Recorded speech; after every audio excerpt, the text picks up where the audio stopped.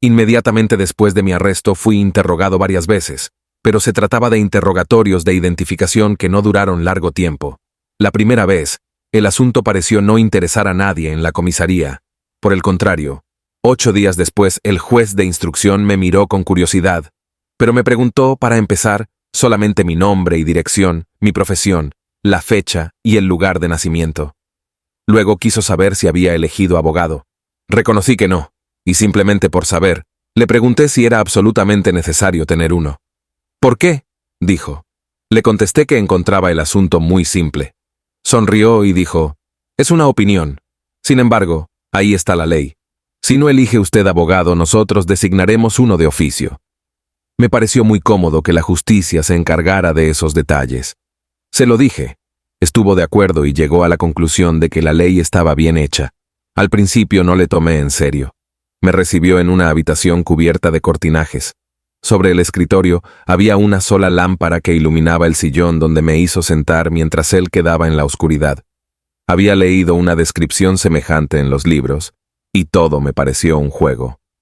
Después de nuestra conversación, por el contrario, le miré y vi un hombre de rasgos finos, ojos azules hundidos, muy alto, con largos bigotes grises y abundantes cabellos casi blancos. Me pareció muy razonable y simpático en resumen, a pesar de algunos tics nerviosos que le estiraban la boca. Cuando salí, hasta iba a tenderle la mano, pero recordé a tiempo que había matado a un hombre. Al día siguiente un abogado vino a verme a la prisión.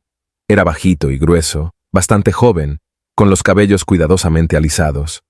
A pesar del calor, yo estaba en mangas de camisa, llevaba traje oscuro, cuello palomita y una extraña corbata de gruesas rayas blancas y negras.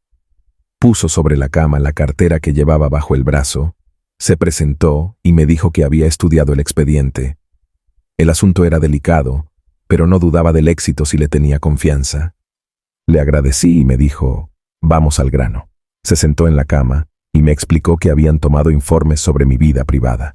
Se había sabido que mi madre había muerto recientemente en el asilo. Se había hecho entonces una investigación en Marengo. Los instructores se habían enterado de que yo había dado pruebas de insensibilidad el día del entierro de mamá. Usted comprenderá, me dijo el abogado. Me molesta un poco tener que preguntarle esto, pero es muy importante. Si no encuentro alguna propuesta, será un sólido argumento para la acusación. Quería que le ayudara. Me preguntó si había sentido pena aquel día. Esta pregunta me sorprendió mucho y me parecía que me habría sentido muy molesto si yo hubiera tenido que formularla.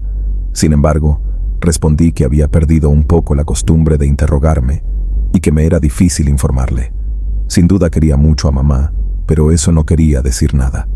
Todos los seres normales habían deseado más o menos la muerte de aquellos a quienes amaban. Aquí el abogado me interrumpió y pareció muy agitado. Me hizo prometer que no diría tal cosa en la audiencia ni ante el juez instructor. Le expliqué que tenía una naturaleza tal que las necesidades físicas alteraban a menudo mis sentimientos. El día del entierro de mamá estaba muy cansado y tenía sueño, de manera que no me di cuenta de lo que pasaba. Lo que podía afirmar con seguridad es que hubiera preferido que mamá no hubiese muerto. Pero el abogado no pareció conforme, me dijo. Eso no es bastante. Reflexionó. Me preguntó si podía decir que aquel día había dominado mis sentimientos naturales. Le dije, no, porque es falso. Me miró en forma extraña como si le inspirase un poco de repugnancia. Me dijo casi malignamente que en cualquier caso el director y el personal del asilo serían oídos como testigos y que podía resultarme una muy mala jugada. Le hice notar que esa historia no tenía relación con mi asunto, pero se limitó a responderme que era evidente que nunca había estado en relaciones con la justicia. Se fue con aire enfadado. Hubiese querido retenerle, explicarle que deseaba su simpatía, no para ser defendido mejor, sino, si puedo decirlo, naturalmente. Me daba cuenta sobre todo de que lo ponía en una situación incómoda. No me comprendía y estaba un poco resentido conmigo. Sentía deseos de asegurarle que yo era como todo el mundo, absolutamente como todo el mundo. Pero todo esto en el fondo no tenía gran utilidad y renuncié por pereza. Poco después me condujeron nuevamente ante el juez de instrucción. Eran las 2 de la tarde, y esta vez el escritorio estaba lleno de luz apenas tamizada por una cortina de gasa. Hacía mucho calor. Me hizo sentar y con suma cortesía me declaró que por un contratiempo mi abogado no había podido venir, pero tenía derecho de no contestar a sus preguntas y de esperar a que el abogado pudiese asistirme. Dije que podía contestárselo. Apretó con el dedo un botón sobre la mesa. Un joven escribiente vino a colocarse casi a mis espaldas. Nos acomodamos ambos en los sillones. Comenzó el interrogatorio. Me dijo en primer término que se me describía como un carácter taciturno y reservado, y quiso saber cuál era mi opinión. Respondí, nunca tengo gran cosa que decir, por eso me callo. Sonrió como la primera vez, estuvo de acuerdo en que era la mejor de las razones, y agregó, por otra parte, esto no tiene importancia alguna. Se calló, me miró y se irguió bruscamente, diciéndome con rapidez, «Quien me interesa es usted». No comprendí bien qué quería decir con eso y no contesté nada. «Hay cosas», agregó, «que no entiendo en su acto. Estoy seguro de que usted me ayudará a comprenderlas». Dije que todo era muy simple. Me apremió para que describiese el día. Le relaté lo que ya le había contado, resumido para él. Raimundo, la playa, el baño, la reyerta, otra vez la playa, el pequeño manantial, el sol y los 5 disparos de revólver. A cada frase decía, «Bien, bien». Cuando llegué al cuerpo tendido, aprobó diciendo, «Bueno». Me sentía cansado de tener que repetir la misma historia y me parecía que nunca había hablado tanto. Después de un silencio se levantó y me dijo que quería ayudarme, que yo le interesaba, y que, con la ayuda de Dios, haría algo por mí. Pero antes quería hacerme aún algunas preguntas. Sin transición me preguntó si quería a mamá.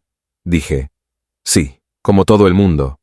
Y el escribiente, que hasta aquí escribía con regularidad en la máquina, debió de equivocarse de tecla, pues quedó confundido y tuvo que volver atrás. Siempre sin lógica aparente, el juez me preguntó entonces si había disparado los 5 tiros de revólver uno tras otro.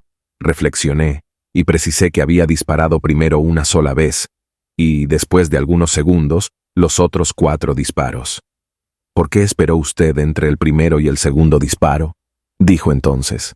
De nuevo revivió en mí la playa roja y sentí en la frente el ardor del sol. Pero esta vez no contesté nada. Durante todo el silencio que siguió, el juez pareció agitarse. Se sentó, se revolvió el pelo con las manos, apoyó los codos en el escritorio y con extraña expresión se inclinó hacia mí. «¿Por qué? ¿Por qué disparó usted contra un cuerpo caído?». Tampoco a esto supe responder. El juez se pasó las manos por la frente y repitió la pregunta con voz un poco alterada. «¿Por qué? Es preciso que usted me lo diga. ¿Por qué?». Yo seguía callado. Bruscamente se levantó, se dirigió a grandes pasos hacia un extremo del despacho y abrió el cajón de un archivo. Extrajo de él un crucifijo de plata que blandió volviendo hacia mí. Y con voz enteramente cambiada, casi trémula, gritó, «¿Conoce usted a este?». Dije, «Sí, naturalmente». Entonces me dijo muy deprisa y de un modo apasionado que él creía en Dios y que estaba convencido de que ningún hombre era tan culpable como para que Dios no perdonase, pero que para eso era necesario que el hombre, por su arrepentimiento, se volviese como un niño cuya alma está vacía y dispuesta a aceptarlo todo. Se había inclinado con todo el cuerpo sobre la mesa, agitaba el crucifijo casi sobre mí. Una celda, en la que dormía sobre una tabla de madera. Tenía una cubeta para las necesidades y una jofaina de hierro. La cárcel se hallaba en lo alto de la ciudad y por la pequeña ventana podía ver el mar. Un día en que estaba aferrado a los barrotes con el rostro extendido hacia la luz, entró un guardián y me dijo que tenía una visita. Se me ocurrió que sería María. Y era ella. Para ir al locutorio seguí por un largo pasillo, luego una escalera y para terminar otro pasillo. Entré en una gran habitación iluminada por una amplia abertura. La sala estaba dividida en 3 partes por 2 altas rejas que la cortaban a hilo largo. Entre las 2 rejas había un espacio de 8 a 10 metros que separaba a los visitantes de los presos. Vi a María enfrente de mí, con el vestido a rayas y el rostro tostado. De mi lado había una decena de detenidos, árabes la mayor parte. María estaba rodeada de moras y se encontraba entre 2 visitantes, una viejecita de labios apretados, vestida de negro, y una mujer gorda, en cabeza, que hablaba muy alto y gesticulaba. Debido a la distancia que había entre las rejas, los visitantes y los presos se veían obligados a hablar muy alto. Cuando entré, el ruido de las voces que rebotaba contra las grandes paredes desnudas de la sala y la cruda luz que bajaba desde el cielo sobre los vidrios y brotaba en la sala, me causaron una especie de aturdimiento. Mi celda era más tranquila y más oscura. Necesité algunos segundos para adaptarme.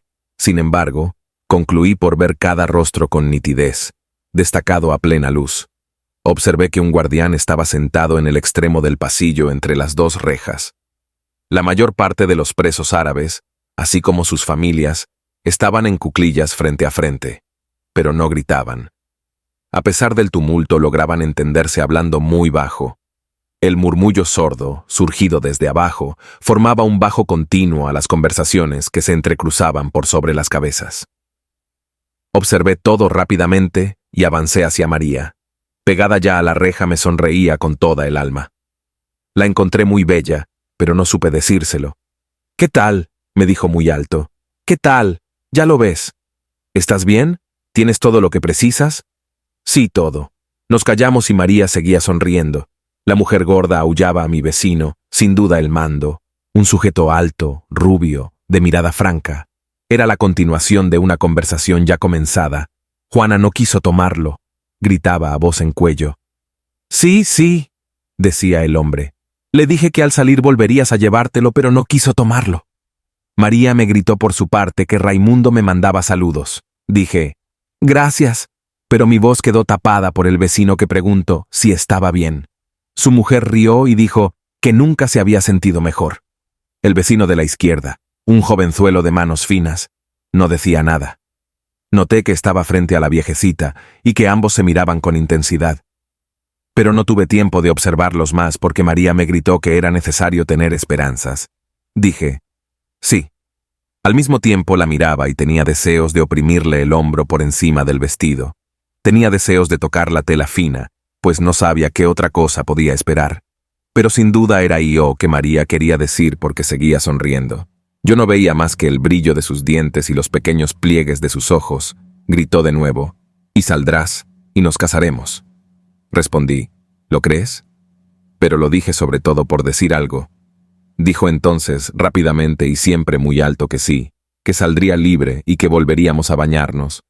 Pero la otra mujer aullaba por su lado y decía que había dejado un canasto en la portería. Enumeraba todo yo que había puesto en él. Habría que verificarlo, pues todo costaba caro. El otro vecino y su madre seguían mirándose. El murmullo de los árabes continuaba por debajo de nosotros. Afuera, la luz pareció hincharse contra la ventana. Se derramó sobre todos los rostros como un jugo fresco. Me sentía un poco enfermo y hubiese querido irme. El ruido me hacía daño.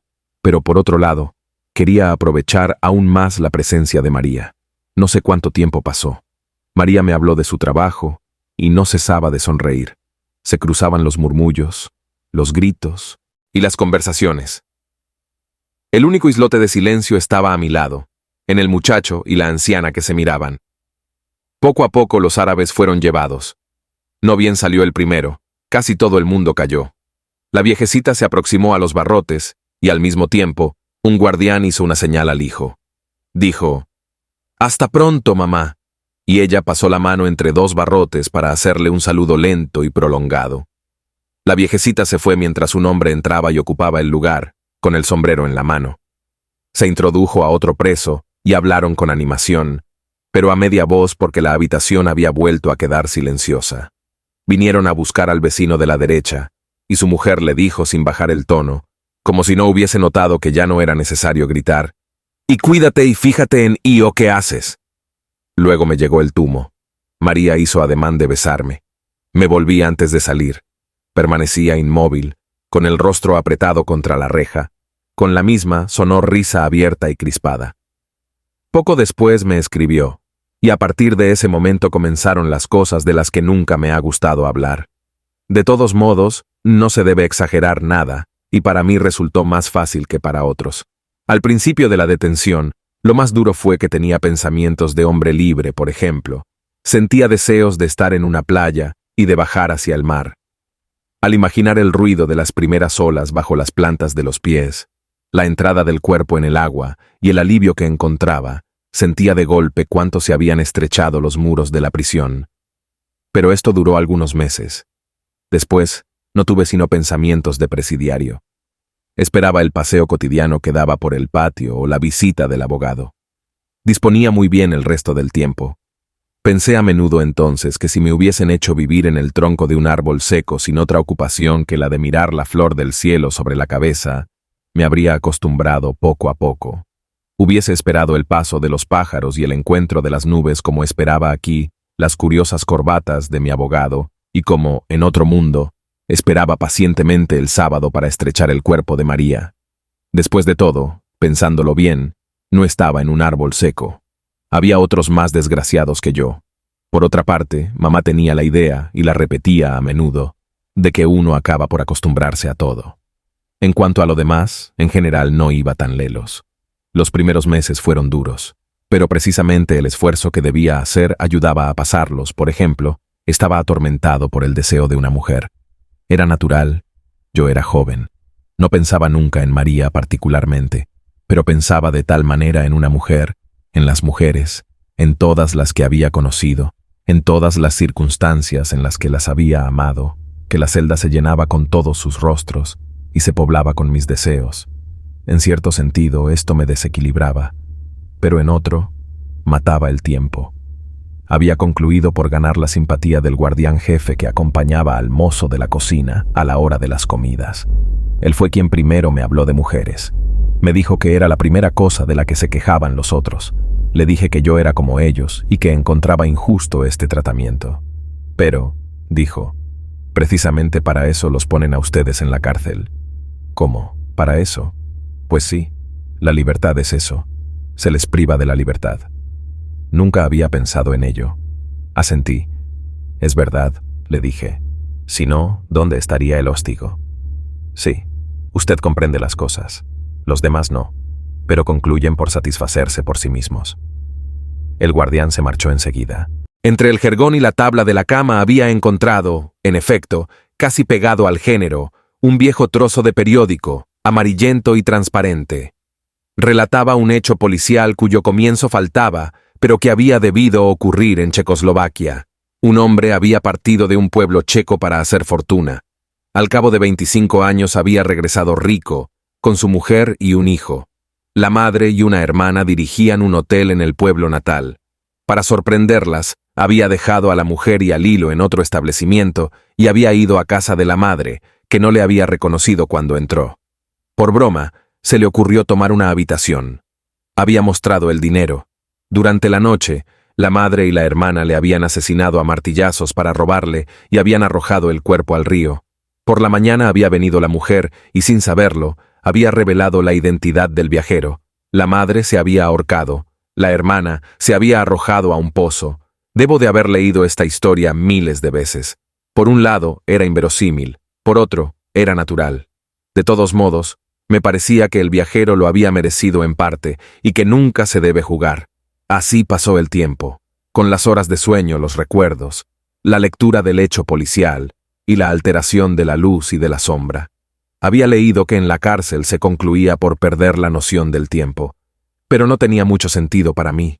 No había comprendido hasta qué punto los días podían ser a la vez largos y cortos, largos para vivirlos sin duda, pero tan distendidos que concluían por desbordar unos sobre los otros. Perdían el nombre. Las palabras ayer y mañana eran las únicas que conservaban un sentido para mí. Cuando un día el guardián me dijo que estaba allí desde hacía 5 meses, le creí, pero no le comprendí. Para mí era el mismo día que se desarrollaba sin cesar en la celda y la misma tarea que proseguía. Ese día, después de la partida del guardián, me miré en el agua de la escudilla. Me pareció que mi imagen continuaba seria, aun cuando ensayaba sonreír. La agité delante de mí, sonreí y conservó el mismo aire severo y triste. El día concluía y era la hora de la que no quiero hablar, la hora sin nombre, en la que los ruidos de la noche subían desde todos los pisos de C, la cárcel en un cortejo de silencio. Me acerqué a la claraboya y con la última luz contemplé una vez más mi imagen. Seguía siempre seria y nada tenía de sorprendente, pues en ese momento yo lo estaba también. Pero al mismo tiempo, y por primera vez desde hacía largos meses, oí distintamente el sonido de mi voz. Reconocí que era la que resonaba desde hacía muchos días en mi oído y comprendí que durante todo ese tiempo había hablado solo. Recordé entonces lo que decía la enfermera en el entierro de mamá. No había escapatoria, y nadie puede imaginar lo que son las noches en las cárceles. Puedo decir que, en rigor, el verano reemplazó muy pronto al verano. Sabía que con la subida de los primeros calores sobrevendría algo nuevo para mí. Mi proceso estaba inscripto para la última reunión del tribunal, que se realizaría en el mes de junio. La audiencia comenzó mientras afuera el sol estaba en su plenitud. El abogado me había asegurado que no duraría más de 2 o 3 días. Por otra parte, había agregado, el tribunal tendrá prisa porque su asunto no es el más importante de la audiencia. Hay un parricidio que pasará inmediatamente después. A las 7:30 de la mañana vinieron a buscarme, y el coche celular me condujo al Palacio de Justicia. Los 2 gendarmes me hicieron entrar en una habitación pequeña que olía a humedad. Esperamos sentados cerca de una puerta tras la cual se oían voces, llamamientos, ruidos de sillas y todo un bullicio que me hizo pensar en esas fiestas de barrio en las que se arregla la sala para poder bailar después del concierto. Los gendarmes me dijeron que era necesario esperar al tribunal, y uno de ellos me ofreció un cigarrillo, que rechacé. Me preguntó poco después si estaba nervioso. Respondí que no, y aún, en cierto sentido, me interesaba ver un proceso. No había tenido nunca ocasión de hacerlo en mi vida. Sí, dijo el segundo gendarme, pero concluye por cansar. Después de un momento, un breve campanilleo sonó en la sala.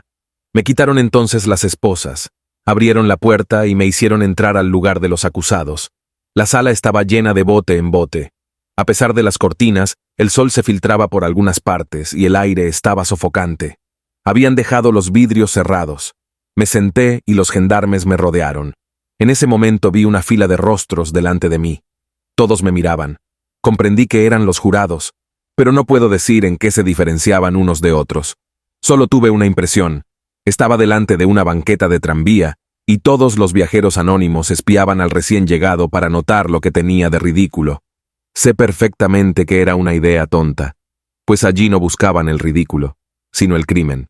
Sin embargo, la diferencia no es grande, y en cualquier caso, es la idea que se me ocurrió. Estaba un poco aturdido también ante tanta gente en la sala cerrada. Miré otra vez hacia el público y no distinguí ningún rostro. Creo que al principio no me había dado cuenta de que toda esa gente se apretujaba para verme. Generalmente, los demás no se ocupaban de mi persona. Me costó un esfuerzo comprender que yo era la causa de toda esta agitación. Dije al gendarme, ¿y cuánta gente? Me respondió que era por los periódicos y me mostró un grupo que estaba cerca de una mesa, debajo del estrado de los jurados. Me dijo, «Ahí están». Pregunté, «¿Quiénes?» Y repitió, «Los periódicos». Conocía a uno de los periodistas que le vio en ese momento y se dirigió hacia nosotros. Era un hombre ya bastante entrado en años, simpático, con una cara gesticulosa. Estrechó la mano del gendarme con mucho calor. Noté en ese momento que toda la gente se reunía, se interpelaba y conversaba como en un club donde es agradable encontrarse entre personas del mismo mundo. Me expliqué también la extraña impresión que sentía de estar de más, de ser un poco intruso. Sin embargo, el periodista se dirigió a mí, sonriente. Me dijo que esperaba que todo saldría bien para mí. Le agradecí, y agregó, «Usted sabe, hemos hinchado un poco el asunto. El verano es la estación vacía para los periódicos. Y lo único que valía algo era su historia y la del parricida». Me mostró enseguida, en el grupo que acababa de dejar, a un hombrecillo que parecía una comadreja cebada con enormes gafas de aro negro. Me dijo que era el enviado especial de un diario de París. No ha venido por usted, desde luego.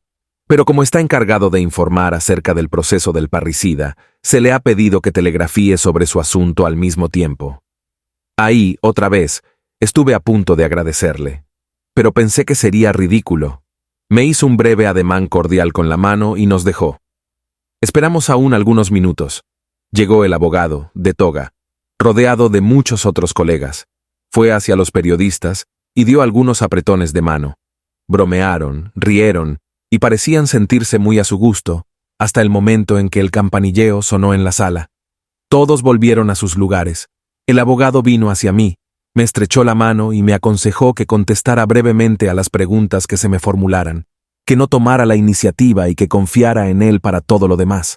Oí el ruido de una silla que hacían retroceder a la izquierda y vi a un hombre alto, delgado, vestido de rojo, con lentes, que se sentaba arreglando cuidadosamente la toga. Era el procurador. Un mujer anunció la presencia del tribunal. En el mismo momento comenzaron a zumbar 2 enormes ventiladores. 3 jueces, 2 de negro y el tercero de rojo, entraron con expedientes y caminaron rápidamente hacia el estrado que dominaba la sala. El hombre de toga roja se sentó en el sillón del centro, colocó el birrete delante de sí, se enjugó el pequeño cráneo calvo con un pañuelo y declaró que la audiencia quedaba abierta. Los periodistas tenían ya la estilográfica en la mano. Aparentaban todos el mismo aire indiferente y un poco zumbón. Sin embargo, uno de ellos, mucho más joven, vestido de franela gris con corbata azul, había dejado la estilográfica delante de sí y me miraba. En su rostro un poco asimétrico, no veía más que los 2 ojos, muy claros, que me examinaban atentamente, sin expresar nada definible. Y tuve la singular impresión de ser mirado por mí mismo. Quizá haya sido por esto, o también porque no conocía las costumbres del lugar, pero no comprendí claramente todo lo que ocurrió enseguida. El sorteo de los jurados, las preguntas planteadas por el presidente al abogado, al procurador y al jurado. Cada vez todas las cabezas de los jurados se volvían al mismo tiempo hacia el tribunal. Una rápida lectura del acta de acusación, en la que reconocía nombres de lugares y de personas, y nuevas preguntas al abogado. El presidente dijo que iba a proceder al llamado de los testigos. El ujier leyó unos nombres que me atrajeron la atención. Del seno del público, informé un momento antes, vi levantarse uno por uno, para desaparecer enseguida por una puerta lateral, al director y al portero del asilo, al viejo Tomás Pérez, a Raimundo, a Masón, a Salamano y a María. Esta me hizo una ligera seña ansiosa. Estaba asombrado aún de no haberlos visto antes, cuando al llamado de su nombre se levantó el último, Celeste. Reconocí a su lado a la mujercita del restaurante, con la chaqueta y el aire preciso y decidido. Me miraba con intensidad, pero no tuve tiempo de reflexionar porque el presidente tomó la palabra. Dijo que iba a comenzar la verdadera audiencia y que creía inútil recomendar al público que conservara la calma. Según él, estaba allí para dirigir con imparcialidad la audiencia de un asunto que quería considerar con objetividad. La sentencia dictada por el jurado sería adoptada con espíritu de justicia y en cualquier caso haría desalojar la sala al menor incidente. El calor aumentaba. En la sala los asistentes se abanicaban con los periódicos, io que producía un leve ruido continuo de papel arrugado. El presidente hizo una señal y el ujier trajo 3 abanicos de paja trenzada que los 3 jueces utilizaron inmediatamente. El interrogatorio comenzó enseguida. El presidente me preguntó con calma y me pareció que aún con un matiz de cordialidad. Se me hizo declarar otra vez sobre mi identidad y, a pesar de mi irritación, pensé que en el fondo era bastante natural, porque sería muy grave juzgar a un hombre por otro. Luego el presidente volvió a comenzar el relato de lo que había hecho, dirigiéndose a mí cada 3 frases para preguntarme, ¿es así? Cada vez respondí, sí, señor presidente, según las instrucciones del abogado. Esto fue largo porque el presidente era muy minucioso en su relato. Entretanto, los periodistas escribían. Yo sentía la mirada del periodista más joven y de la pequeña autómata. La banqueta de tranvía se había vuelto toda entera hacia el presidente. Este tosió, hojeó el expediente y se volvió hacia mí abanicándose. Me dijo que debía abordar ahora cuestiones aparentemente extrañas al asunto, pero que quizá le tocasen bien de cerca.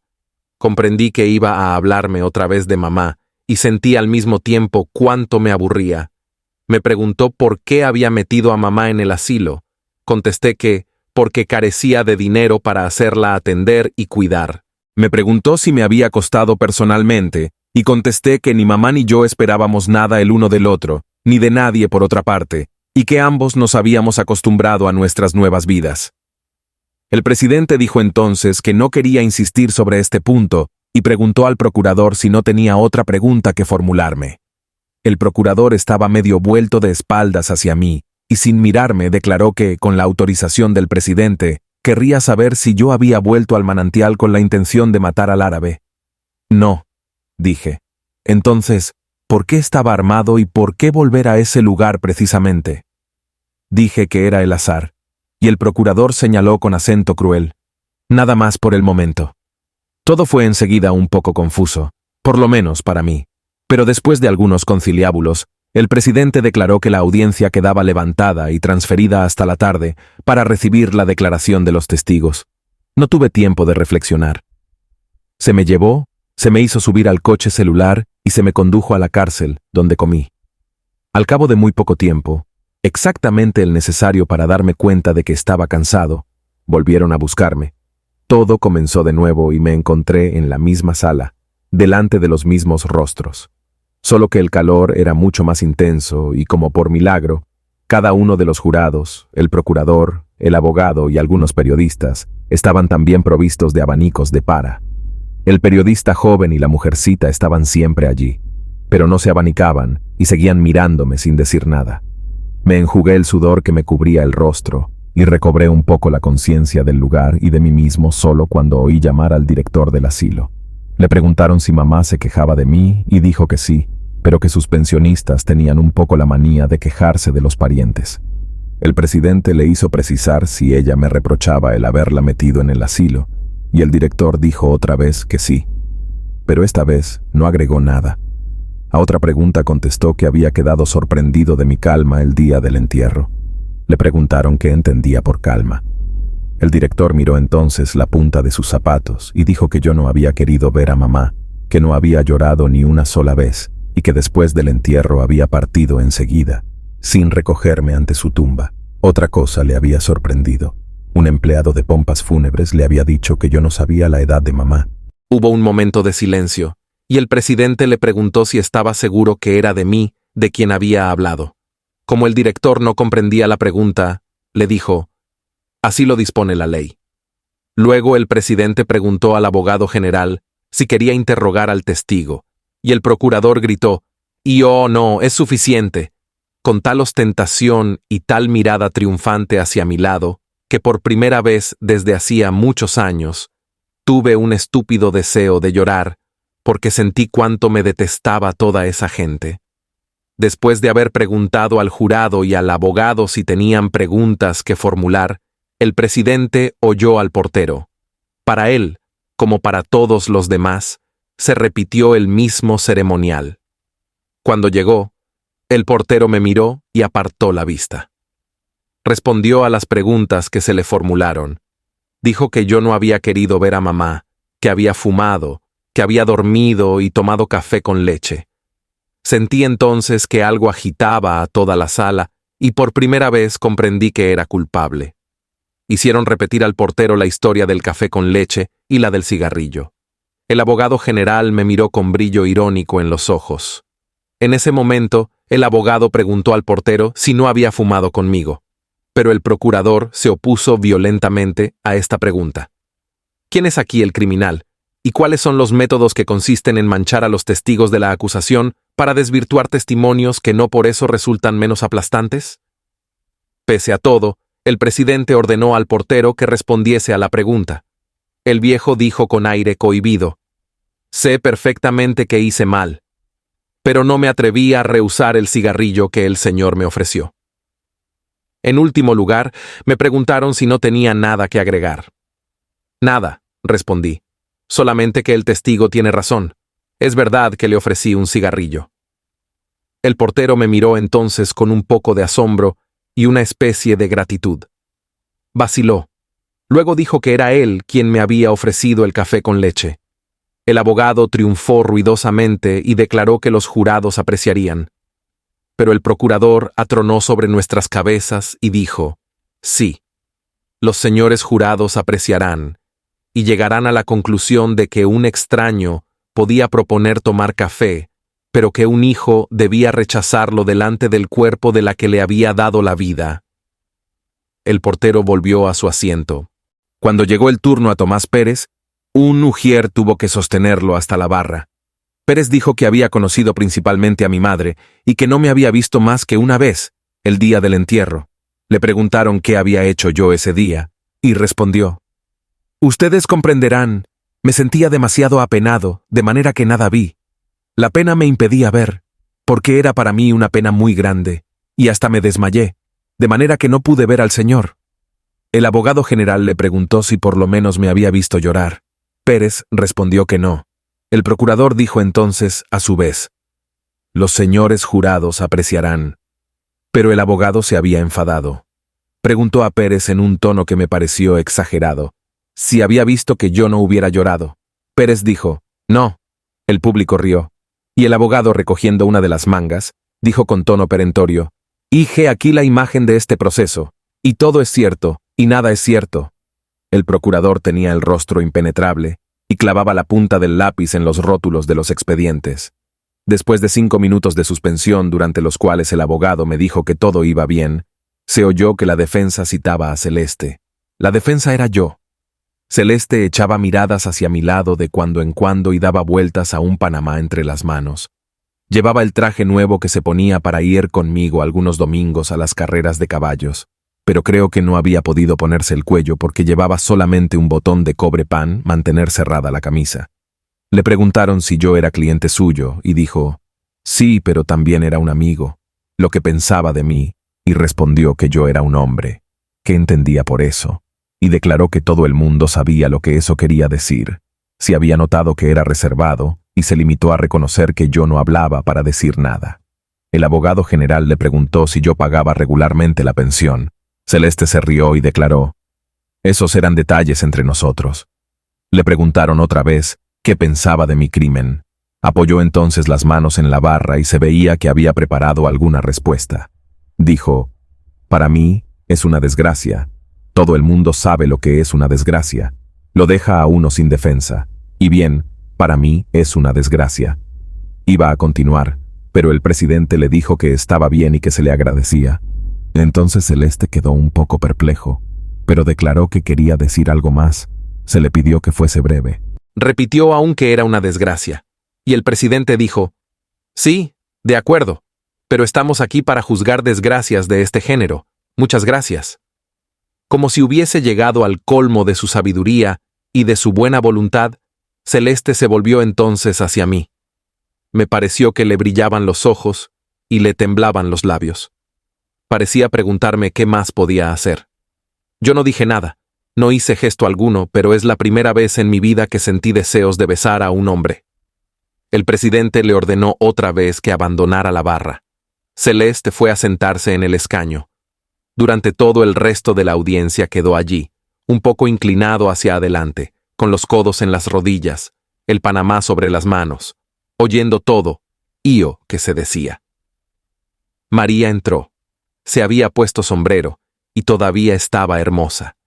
Pero me gustaba más con la cabeza descubierta.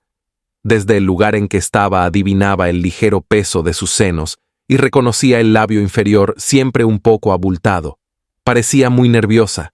Le preguntaron enseguida desde cuándo me conocía. Indicó la época en que trabajaba con nosotros. El presidente quiso saber cuáles eran sus relaciones conmigo. Dijo que era mi amiga. A otra pregunta, contestó que era cierto que debía casarse conmigo.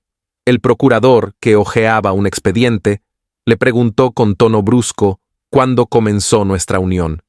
Ella indicó la fecha. El procurador señaló con aire indiferente que le parecía que era el día siguiente al de la muerte de mamá. Luego dijo con ironía que no querría insistir sobre una situación delicada, que comprendía muy bien los escrúpulos de María, pero, y aquí su acento se volvió más duro, que su deber le ordenaba pasar por encima de las convenencias. Pidió, pues, a María que resumiera el día en el que yo la había conocido. María no quería hablar, pero ante la insistencia del procurador recordó el baño, la ida al cine y el regreso a mi casa. El abogado general dijo que después de las declaraciones de María en el sumario de instrucción, había consultado los programas de esa fecha. Agregó que la propia María diría qué película pasaban entonces. Con voz casi inaudible, María indicó que en efecto era una película de Fernandel. Cuando concluyó, El silencio era completo en la sala. El procurador se levantó entonces muy gravemente, y con voz que me pareció verdaderamente conmovida, el dedo tendido hacia mí, articuló lentamente: Señores jurados, al día siguiente de la muerte de su madre este hombre tomaba baños, comenzaba una unión irregular e iba a reír con una película cómica. No tengo nada más que decir. Volvió a sentarse, siempre en medio del silencio. Pero de golpe María estalló en sollozos. Dijo que no era así, que había otra cosa, que la forzaban a decir lo contrario de lo que pensaba, que me conocía bien y que no había hecho nada malo. Pero el ujier, a una señal del presidente, la llevó y la audiencia prosiguió. Enseguida se escuchó, pero apenas, a Masón, quien declaró que yo era un hombre honrado y que diría más, era un hombre bueno. Apenas se escuchó también a Salamano cuando recordó que había tratado bien a su perro y cuando respondió a una pregunta sobre mi madre y sobre mí, diciendo que yo no tenía nada más que decir a mamá y que por eso la había metido en el asilo. «Hay que comprender», decía Salamano, «hay que comprender». Pero nadie parecía comprender. Se lo llevaron. Luego llegó el turno a Raimundo, que era el último testigo. Me hizo una ligera señal y dijo al instante que yo era inocente. Pero el presidente declaró que no se le pedían apreciaciones, sino hechos. Le invitó a esperar las preguntas para responder. Le hicieron precisar sus relaciones con la víctima. Raimundo aprovechó para decir que era a él a quien este último odiaba desde que había abofeteado a su hermana. Sin embargo, el presidente le preguntó si la víctima no tenía algún motivo para odiarme. Raimundo dijo que mi presencia en la playa era fruto de la casualidad. Entonces el procurador le preguntó cómo era que la carta origen del drama había sido escrita por mí. Raimundo respondió que era una casualidad. El procurador redarguyó que la casualidad tenía ya muchas fechorías sobre su conciencia en este asunto. Quiso saber si era por casualidad que yo no había intervenido cuando Raimundo abofeteó a su amante, por casualidad que yo había servido de testigo en la comisaría, por casualidad aún que mis declaraciones con motivo de ese testimonio habían resultado de pura complacencia. Para concluir, preguntó a Raimundo cuáles eran sus medios de vida, y como el último respondiera, guardalmacén, el abogado general declaró a los jurados que el testigo ejercía notoriamente el oficio de proxeneta. Yo era su cómplice y su amigo. Se trataba de un drama crapuloso de la más baja especie, agravado por el hecho de tener delante a un monstruo moral. Raimundo quiso defenderse y el abogado protestó, pero se le dijo que debía dejar terminar al procurador. Este dijo: «Tengo poco que agregar. ¿Era amigo suyo?», preguntó a Raimundo. «Sí», dijo este. «Era mi camarada». El abogado general me formuló entonces la misma pregunta y yo miré a Raimundo, que no apartó la vista. Respondí: «Sí». El procurador se volvió hacia el jurado y declaró: «El mismo hombre que al día siguiente al de la muerte de su madre se entregaba al desenfreno más vergonzoso, mató por razones fútiles y para liquidar un incalificable asunto de costumbres inmorales». Volvió a sentarse, pero el abogado, al tope de la paciencia, gritó levantando los brazos de manera que las mangas al caer descubrieron los pliegues de la camisa almidonada. «En fin, ¿se le acusa de haber enterrado a su madre o de haber matado a un hombre?». El público rió. El procurador se reincorporó una vez más, se envolvió en la toga y declaró que era necesario tener la ingenuidad del honorable defensor para no advertir que entre estos dos órdenes de hechos existía una relación profunda, patética, esencial. «¡Sí!», gritó con fuerza, «yo acuso a este hombre de haber enterrado a su madre con corazón de criminal». Esta declaración pareció tener considerable efecto sobre el público. El abogado se encogió de hombros y enjugó el sudor que le cubría la frente. Pero él mismo parecía vencido y comprendí que las cosas no iban bien para mí. Todo fue muy rápido después. La audiencia se levantó. Al salir del Palacio de Justicia para subir al coche reconocí en un breve instante el olor y el color de la noche de verano. En la oscuridad de la cárcel rodante encontré uno por uno, surgidos de lo hondo de mi fatiga, todos los ruidos familiares de una ciudad que amaba y de cierta hora en la que ocurríame sentirme feliz. El grito de los vendedores de diarios en CL, aire calmo de la tarde, los últimos pájaros en la plaza, el pregón de los vendedores de emparedados, La queja de los tranvías en los recodos elevados de la ciudad y el rumor del cielo antes de que la noche caiga sobre el puerto, todo esto recomponía para mí un itinerario de ciego que conocía bien antes de entrar en la cárcel. Sí, era la hora en la que, hace ya mucho tiempo, me sentía contento. Entonces, me esperaba siempre un sueño ligero y sin pesadillas. Y sin embargo, había cambiado, pues a la espera del día siguiente, fue la celda lo que volví a encontrar. Como si los caminos familiares trazados en los cielos de verano pudiesen conducir tanto a las cárceles como a los sueños inocentes. Aún en el banquillo de los acusados, es siempre interesante oír hablar de uno mismo. Durante los alegatos del procurador y del abogado, puedo decir que se habló mucho de mí y quizá más de mí que de mi crimen. ¿Eran muy diferentes, por otra parte, esos alegatos? El abogado levantaba los brazos y defendía mi culpabilidad, pero con excusas. El procurador tendía las manos y denunciaba mi culpabilidad, pero sin excusas. Una cosa, empero, me molestaba vagamente. Pese a mis preocupaciones, estaba a veces tentado de intervenir, y el abogado me decía entonces: «Cállese, conviene más para la defensa». En cierto modo parecían tratar el asunto prescindiendo de mí. Todo se desarrollaba sin mi intervención. Mi suerte se decidía sin pedirme la opinión. De vez en cuando sentía deseos de interrumpir a todos y decir: «Pero al fin y al caso, ¿quién es el acusado? Es importante ser el acusado, y yo tengo algo que decir». Pero pensándolo bien, no tenía nada que decir. Por otra parte, debo reconocer que el interés que uno encuentra en atraer la atención de la gente no dura mucho. Por ejemplo, el alegato del procurador me fatigó muy pronto. Solo me llamaron la atención o despertaron mi interés fragmentos, gestos o tiradas enteras, pero separadas del conjunto. Si he comprendido bien, el fondo de su pensamiento es que yo había premeditado el crimen. Por lo menos, trató de demostrarlo. Como él mismo decía: «Lo probaré, señores, y lo probaré doblemente, bajo la deslumbrante claridad de los hechos, en primer término, y enseguida, en la oscura iluminación que me proporcionará la psicología de esta alma criminal». Resumió los hechos a partir de la muerte de mamá. Recordó mi insensibilidad, mi ignorancia sobre la edad de mamá, el baño del día siguiente con una mujer, el cine, Fernandel, y por fin, el retorno con María. Necesité tiempo para comprenderle en ese momento porque decía «su amante», y para mí ella era María. Después se refirió a la historia de Raimundo. Me pareció que su manera de ver los hechos no carecía de claridad. Lo que decía era plausible. De acuerdo con Raimundo, yo había escrito la carta que debía atraer a la amante y entregarla a los malos tratos de un hombre de dudosa moralidad. Yo había provocado en la playa a los adversarios de Raimundo. Este había resultado herido. Yo le había pedido el revólver.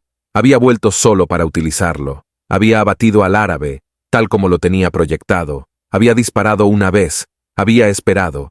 Y para estar seguro de que el trabajo estaba bien hecho, había disparado aún 4 balas, serenamente, con el blanco asegurado, de una manera, en cierto modo, premeditada.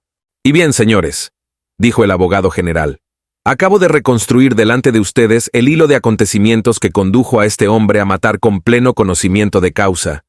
Insisto en esto», dijo, «pues no se trata de un asesinato común, de un acto irreflexivo que ustedes podrían considerar atenuado por las circunstancias. Este hombre, señores, este hombre es inteligente. Ustedes le han oído, ¿no es cierto?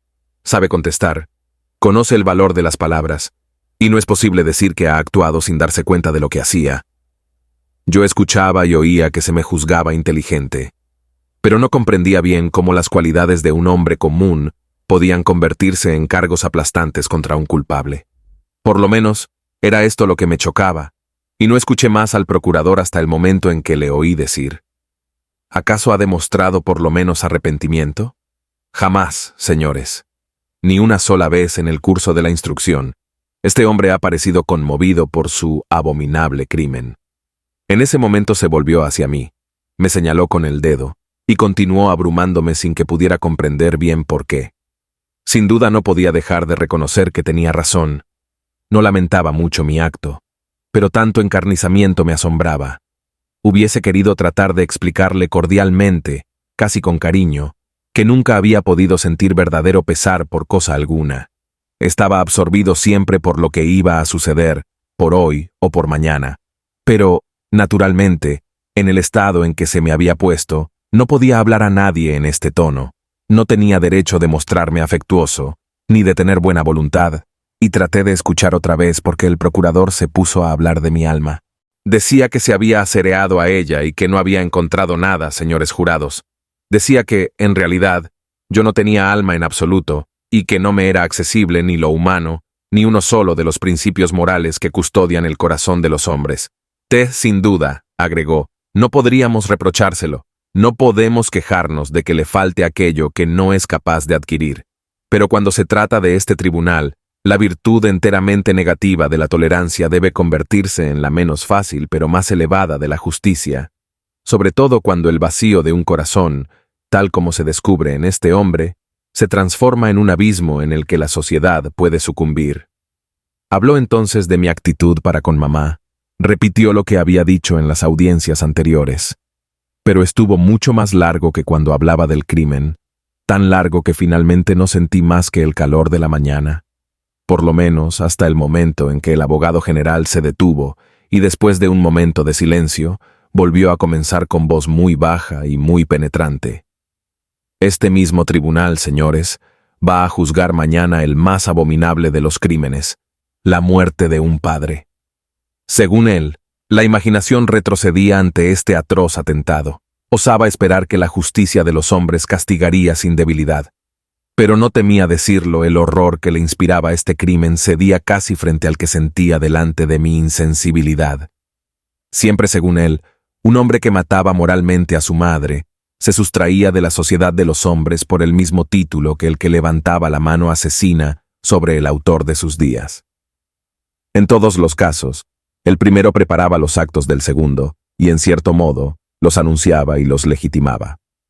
Estoy persuadido, señores, agregó alzando la voz, de que no encontrarán ustedes demasiado audaz mi pensamiento, si digo que el hombre que está sentado en este banco es también culpable de la muerte que este tribunal deberá juzgar mañana. Debe ser castigado en consecuencia. Aquí el procurador se enjugó el rostro brillante de sudor. Dijo en fin que su deber era penoso, pero que lo cumpliría firmemente. Declaró que yo no tenía nada que hacer en una sociedad cuyas reglas más esenciales desconocía y que no podía invocar al corazón humano cuyas reacciones elementales ignoraba. «Os pido la cabeza de este hombre», dijo, «y os la pido con el corazón tranquilo, pues si en el curso de mi ya larga carrera me ha tocado reclamar penas capitales, nunca tanto como hoy he sentido este penoso deber compensado, equilibrado, iluminado por la conciencia de un imperioso y sagrado mandamiento, y por el horror que siento delante del rostro de un hombre en el que no leo más que monstruosidades». Cuando el procurador volvió a sentarse, hubo un momento de silencio bastante largo. Yo me sentía aturdido por el calor y el asombro. El presidente tosió un poco, y con voz muy baja me preguntó si no tenía nada que agregar.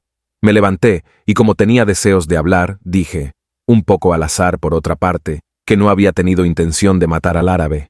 El presidente contestó que era una afirmación, que hasta aquí no había comprendido bien mi sistema de defensa y que, antes de oír a mi abogado, le complacería que precisara los motivos que habían inspirado mi acto. Mezclando un poco las palabras y dándome cuenta del ridículo, dije rápidamente que había sido a causa del sol. En la sala hubo risas. El abogado se encogió de hombros e inmediatamente después le concedieron la palabra. Pero declaró que era tarde, que tenía para varias horas y que pedía la suspensión de la audiencia hasta la tarde. El tribunal consintió. Por la tarde los grandes ventiladores seguían agitando la espesa atmósfera de la sala y los pequeños abanicos multicolores de los jurados se movían todos en el mismo sentido. Me pareció que el alegato del abogado no debía terminar jamás. Sin embargo, en un momento dado escuché que decía, «Es cierto que yo maté». Luego continuó en el mismo tono, diciendo, «yo», cada vez que hablaba de mí. Yo estaba muy asombrado. Me incliné hacia un gendarme y le pregunté por qué. Me dijo que me callara y después de un momento agregó, «Todos los abogados hacen eso». Pensé que era apartarme un poco más del asunto, reducirme a cero y, en cierto sentido, sustituirme. Pero creo que estaba ya muy lejos de la sala de audiencias. Por otra parte, el abogado me pareció ridículo. Alegó muy rápidamente la provocación y luego también habló de mi alma. pero me pareció que tenía mucho menos talento que el procurador. También yo, dijo, me he acercado a esta alma, pero, al contrario del eminente representante del Ministerio Público, he encontrado algo, y puedo decir que he leído en ella como en un libro abierto. Había leído que yo era un hombre honrado, trabajador asiduo, incansable, fiel a la casa que me empleaba, querido por todos y compasivo con las desgracias ajenas. Para él yo era un hijo modelo que había sostenido a su madre tanto tiempo como había podido. Finalmente había esperado que una casa de retiro daría a la anciana las comodidades que mis medios no me permitían procurarle. Me asombra, señores, agregó, que se haya hecho tanto ruido alrededor del asilo. Pues, en fin, si fuera necesario dar una prueba de la utilidad y de la grandeza de estas instituciones, habría que decir que es el Estado mismo quien las subvenciona. Pero no habló del entierro, y advertí que faltaba en su alegato. Como consecuencia de todas estas largas frases, de todos estos días y horas interminables durante los cuales se había hablado de mi alma, tuve la impresión de que todo se volvía un agua incolora en la que encontraba el vértigo. Al final, solo recuerdo que desde la calle y a través de las salas y de los estrados, mientras C.L. abogado seguía hablando, oí sonar la corneta de un vendedor de helados. Fui asaltado por los recuerdos de una vida que ya no me pertenecía más, pero en la que había encontrado las más pobres y las más firmes de mis alegrías, los olores de verano, el barrio que amaba, un cierto cielo de la tarde, la risa y los vestidos de María. Me subió entonces a la garganta toda la inutilidad de Io que estaba haciendo en ese lugar, y no tuve sino una urgencia, que terminaran cuanto antes para volver a la celda a dormir. Apenas oí gritar al abogado, para concluir que los jurados no querrían enviar a la muerte a un trabajador honrado, perdido por un minuto de extravío, y aducir las circunstancias atenuantes de un crimen cuyo castigo más seguro era el remordimiento eterno que arrastraba ya. El tribunal suspendió la audiencia, y el abogado volvió a sentarse con aspecto agotado, pero sus colegas se acercaron a él para estrecharle la mano. Oí decir, «Y magnífico, querido amigo». Uno de ellos hasta pidió mi aprobación. «¿No es cierto?», me dijo. Asentí, pero el cumplido no era sincero porque yo estaba demasiado cansado. Afuera declinaba el día, y el calor era menos intenso. Por ciertos ruidos de la calle que oía, adivinaba la suavidad de la tarde. Estábamos todos allí esperando. Y lo que esperábamos juntos en realidad solo me concernía a mí. Volví a mirar a la sala. Todo estaba como en el primer día. Encontré la mirada del periodista de la chaqueta gris y de la mujer autómata, lo que me hizo pensar que durante todo el proceso no había buscado a María con la mirada.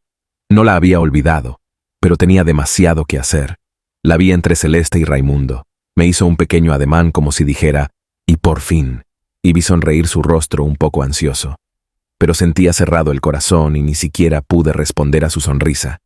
El tribunal volvió. Rápidamente leyeron una serie de preguntas a los jurados.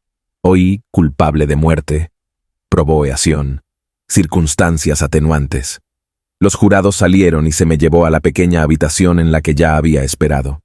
El abogado vino a reunírseme, estaba muy voluble y me habló con más confianza y cordialidad, como no lo había hecho nunca. Creía que todo iría bien y que saldría con algunos años de prisión o de trabajos forzados. Le pregunté si había perspectivas de casación en caso de fallo desfavorable. Me dijo que no. Su táctica había sido no proponer conclusiones para no indisponer al jurado. Me explicó que no se casaba un fallo como este por nada. Me pareció evidente y admití sus razones. Si se consideraba el asunto fríamente, era perfectamente lógico. En caso contrario, habría demasiado papelerío inútil. De todos modos, me dijo el abogado, queda la apelación, pero estoy seguro de que el fallo será favorable. Esperamos mucho tiempo, creo que cerca de 3/4 de hora. Al cabo, un campanilleo sonó. El abogado me dejó diciendo, el presidente del jurado va a leer las respuestas. Solo le llamarán cuando se pronuncie el fallo. Se oyó golpear las puertas. La gente corría por las escaleras y yo no sabía si estaban próximas o alejadas. Luego oí una voz sorda que leía algo en la sala. Cuando volvió a sonar el campanilleo, la puerta del lugar de los acusados se abrió y el silencio de la sala subió hacia mí. El silencio y la singular sensación que sentí al comprobar que el joven periodista había apartado la mirada. No miré en dirección a María. No tuve tiempo porque el presidente me dijo en forma extraña que, en nombre del pueblo francés, se me cortaría la cabeza en una plaza pública. Me pareció reconocer entonces el sentimiento que leía en todos los rostros. Creo que era consideración. Los gendarmes se mostraban muy suaves conmigo. El abogado me tomó la mano. Yo no pensaba más en nada. El presidente me preguntó si no tenía nada que agregar. Reflexioné. Dije, no. Entonces me llevaron. Por tercera vez he rehusado recibir al capellán. No tengo nada que decirle. No tengo ganas de hablar. Demasiado pronto tendré que verle. En este momento me interesa escapar del engranaje, saber si lo inevitable puede tener salida. Me han cambiado de celda. Desde esta, cuando me tiendo, veo el cielo. Y no veo más que el cielo. Todos los días transcurren mirando en su rostro el declinar de los colores que llevan del día a la noche. Acostado, pongo las manos debajo de la cabeza y espero. No sé cuántas veces me he preguntado si habrá ejemplos de condenados a muerte que se hayan librado del engranaje implacable, desaparecido antes de la ejecución, roto el cordón de los agentes. Me he reprochado ahora el no haber prestado suficiente atención a los relatos de ejecuciones. Uno siempre debería de interesarse por estos temas. No se sabe nunca qué puede ocurrir. Como todo el mundo, yo había leído informaciones en los periódicos, pero existían, sin duda, obras especiales que nunca tuve curiosidad de consultar. Quizá en ellas habría encontrado relatos de evasiones. Me hubiera enterado de que, en un caso por lo menos, la rueda se había detenido, de que en su precipitación irresistible, el azar y la posibilidad, por una vez, al menos, habían cambiado alguna cosa. Y una sola vez. En cierto sentido, creo que esto me hubiera bastado. Mi corazón habría hecho el resto. Los periódicos hablaban a menudo de una deuda pan con la sociedad que, según ellos, era necesario pagar. Pero esto no habla a la imaginación. Lo que interesa es la posibilidad de evasión, un salto fuera del rito implacable, una loca carrera que ofrece todas las posibilidades de esperanza. Naturalmente, la esperanza consistía en ser abatido de un balazo en la esquina de una calle, en plena carrera. Pero, bien considerado todo, ese lujo no me estaba permitido. Todo me lo prohibía. El engranaje me enganchaba nuevamente. A pesar de mi buena voluntad, no podía aceptar esta certidumbre insolente. Pues, al fin y al cabo, existía una desproporción ridícula entre el fallo que la había creado y su desarrollo imperturbable a partir del momento en que el fallo había sido pronunciado.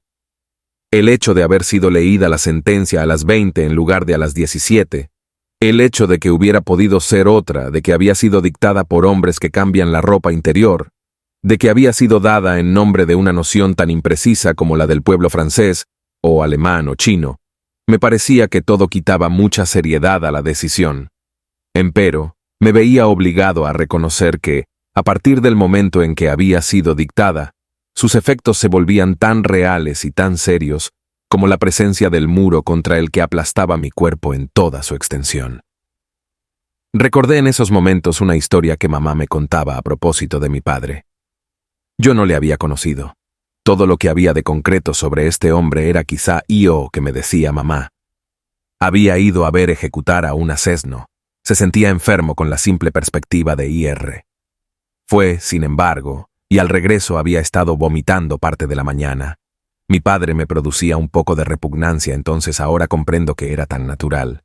Y cómo no advertí que no había nada más importante que una ejecución capital, y que en cierto sentido, era aún la única cosa realmente interesante para un hombre. Si alguna vez saliera de esta cárcel, iría a ver todas las ejecuciones capitales. Creo que me hacía mal pensar en tal posibilidad, pues ante la idea de verme libre una mañana temprano, detrás de un cordón de agentes, de alguna manera del otro lado, ante la idea de ser el espectador que viene a ver y que podrá vomitar después, una ola de alegría envenenada me subía al corazón, pero no era razonable. Hacía mal en abandonarme a estas suposiciones, porque un instante después sentía un frío tan atroz que me encogía bajo la manta. Los dientes me castañeteaban sin que pudiera evitarlo. Pero, naturalmente, no siempre se puede ser razonable. Otras veces, por ejemplo, hacía proyectos de ley, reformaba las penas. Me había dado cuenta de que lo esencial era dar una posibilidad al condenado. Una sola entre 1000 bastaba para arreglar muchas cosas. y me parecía que podía encontrarse alguna combinación química cuya absorción mataría al paciente. CL paciente, pensaba yo, 9 veces sobre 10. La condición sería que él lo sabría, pues pensándolo bien, considerando las cosas con calma, comprobaba que lo defectuoso de la cuchilla era que no dejaba ninguna posibilidad, absolutamente ninguna. En suma, la muerte del paciente había sido resuelta de una vez por todas. Era un asunto archivado, una combinación definitiva, un acuerdo decidido sobre el cual no se podía volver a discutir. Si por alguna eventualidad inesperada el golpe fallaba, se volvía a empezar. En consecuencia, lo fastidioso era que el condenado tenía que desear el buen funcionamiento de la máquina. He dicho que es el lado defectuoso. Es verdad, en un sentido. Pero en otro sentido me veía obligado a reconocer que ahí estaba todo el secreto de una buena organización. En suma, el condenado estaba obligado a colaborar moralmente. Por su propio interés, todo debía marchar sin tropiezos. Me veía obligado a comprobar también que hasta aquí había tenido sobre estos temas ideas que no eran acertadas. Durante mucho tiempo, no sé por qué, creí que para ir a la guillotina era necesario subir a un cadalso, trepar por escalones. Creo que fue por la revolución de 1789, quiero decir, por todo lo que me habían enseñado o hecho ver sobre estos temas. Pero una mañana recordé que había visto una fotografía publicada por los periódicos con motivo de una ejecución de resonancia. En realidad, la máquina estaba colocada en el suelo mismo, en la forma más simple del mundo. Era mucho más angosta de lo que yo creía. Era bastante curioso que no yo hubiese advertido antes. La máquina me había llamado la atención en el cliché, por su aspecto de obra de precisión, concluida y reluciente. Uno se forma siempre ideas exageradas de lo que no conoce. Ahora debía comprobar, por el contrario, que todo era muy sencillo. La máquina está al mismo nivel del hombre que camina hacia ella. El hombre se reúne con ella tal como camina al encuentro de una persona. En cierto sentido, también esto era fastidioso. La subida al cadalso, con el ascenso en pleno cielo, permitía a la imaginación aferrarse.